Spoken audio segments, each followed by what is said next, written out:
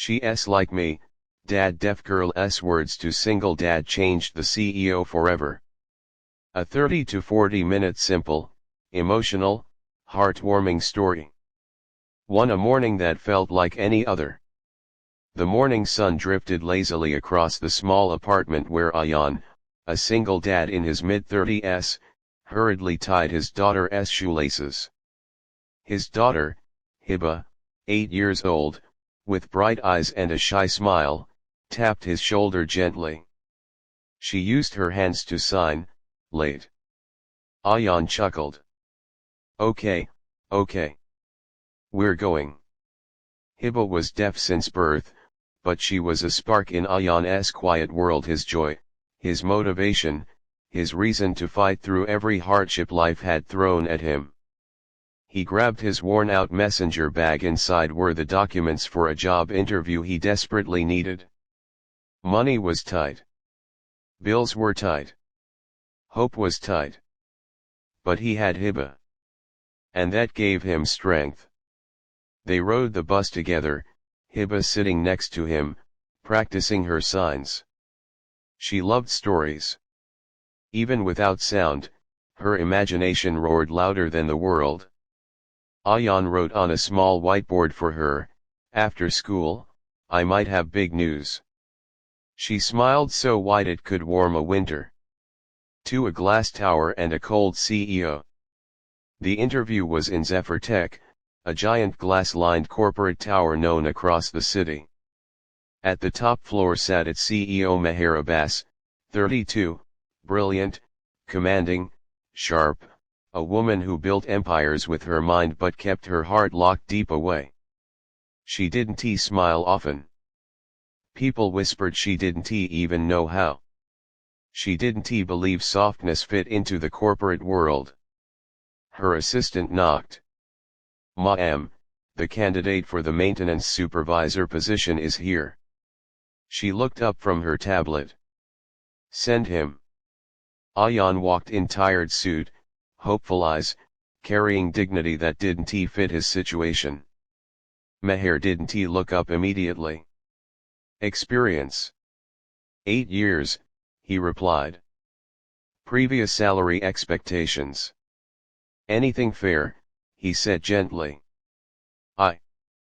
I just need steady work." Her eyes lifted for the first time, studying him. There was something warm yet steady in his expression. But right when she was about to continue the interview, a loud alarm blared from outside the office. Students from a visiting school group were on a tour of the building. One of the children had panicked and dropped something heavy, triggering an emergency stoppage of the elevator. The assistant rushed in. "Ma'am, one of the kids is trapped in the elevator. She's deaf, she's panicking badly." Ayan shot up instantly. "Hiba!" he gasped. "3, the girl in the glass box." He raced out before anyone could explain. His heart pounded like war drums. When he reached the scene, his fears came true. Hiba was inside the elevator. Surrounded by noise she couldn't hear, trapped by fear she could feel. The glass box shook slightly as she cried silently, hitting the doors, signing desperately for help. Meher followed, confusion and concern mixing on her usually steady face. "How do we?" she began, but Ayan was already on the ground, pressing his hand against the glass. "Hiba, look at me," he signed. Her breathing slowed the moment her eyes found his. "It's okay. I'm here." Meher watched shocked. The father's hands moved with softness she hadn't seen in years, maybe ever. And the little girl responded with complete trust. Tech staff rushed with tools but the elevator wouldn't budge. Ayan didn't wait for permission. He grabbed a toolkit from one of the workers. "Sir, you're not allowed. Break the rule if it saves a child." He pried open a panel, rewired a jammed sensor, and forced the door open just enough to slide through and pull Hiba out safely. The crowd applauded. Hiba clung to his chest, trembling. And Meher, for the first time in a long time. Her eyes softened. For she's like me, Dad. Later, after Hiba calmed down, Meher approached quietly. Ayan stood with his daughter held close. I didn't know she was part of the school group, Meher said. It's all right, he replied gently. Thank you for letting me get her. Hiba looked up at Meher, studying her face. Then, using small careful signs, she told her dad, she's like me, Dad. Ayan blinked. What do you mean? Hiba tapped her chest, then signed slowly, she doesn't say much, like I don't speak much. But she feels a lot. Ayan felt something shift inside him. Meher froze not because she understood the signs, but because the girl's eyes held a mirror she wasn't ready to see. What did she say? Meher asked softly. Ayan translated. Meher's breath caught. He expected her to deny it, brush it off, cold and professional as always. But instead, her voice came out barely above a whisper. She's right. She turned away quickly, almost embarrassed to have revealed a weakness. 5. A job offer that wasn't just a job. 2 hours later, Ayan received a message to return to the CEO's office. He entered cautiously. Meher was standing by the window, hands folded. I reviewed your file, she said. You're overqualified for maintenance. Ayan lowered his eyes. He knew what that usually meant. No job. But then, she surprised him. I want to offer you a new role. One that uses your technical skill and your ability to stay calm under pressure. His head lifted. You'd supervise our safety systems and emergency protocols.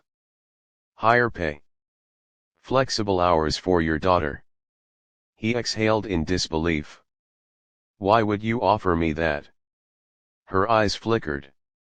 Because today, you didn't just fix an elevator. You showed me something I've forgotten. His brow furrowed. What's that? Her voice softened like fading daylight. That people can care without expecting anything in return. She extended her hand. He shook it. And something electric passed between them, warm, unfamiliar to both. 6. A sudden friendship. Over the next days, Meher found herself doing something she never did. Walking down to Ayan's department, she asked unnecessary questions, reviewed minor reports in person, even stayed around when Hiba visited after school. One afternoon, Hiba sat quietly drawing on a notepad. Meher walked near her, unsure how to approach. Ayan nudged her. Just sit next to her, he whispered.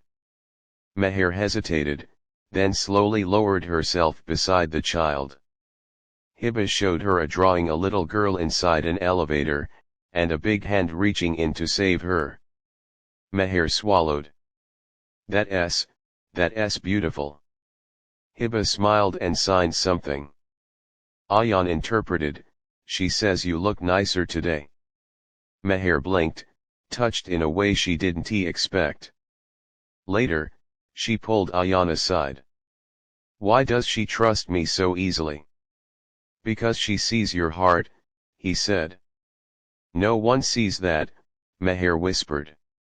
Maybe because you hide it, he replied gently.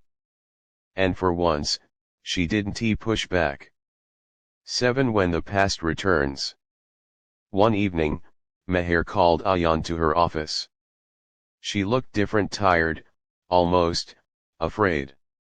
My father is visiting tomorrow, she said. He's strict. Cold. Worse than me. Ayan smiled. I doubt that. She forced a small laugh. I want you to install an updated system before he arrives. But more importantly, I don't want him to see Hiba. He'll say things I don't want her to hear. Ayan stiffened. So you're ashamed of my daughter? Her eyes widened. No. Never. I just. She paused, breathing unevenly. I grew up being told emotions are weaknesses.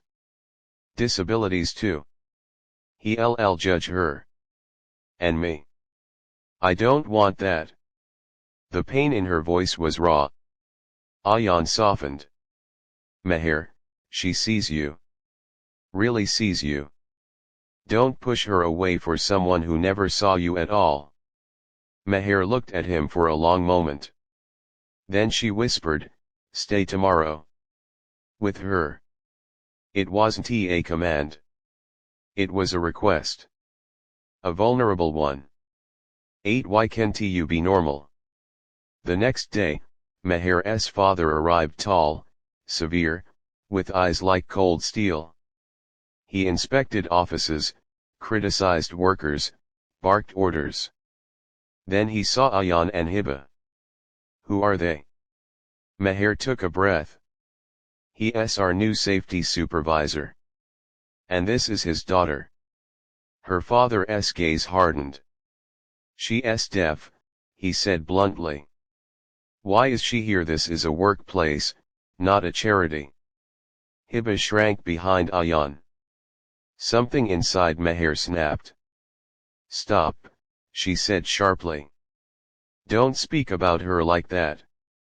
Her father raised an eyebrow. I taught you better than to fill your company with liabilities.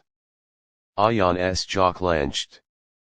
But before he could speak, Meher stepped forward. No, she said firmly. You taught me to hide my heart. To silence myself. To be a machine. Her voice shook but she continued. And I'm done living like that.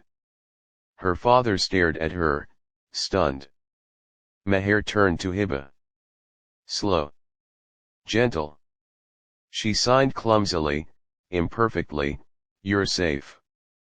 Hiba stared, then ran to her and hugged her tightly. A tear slipped down Meher's cheek.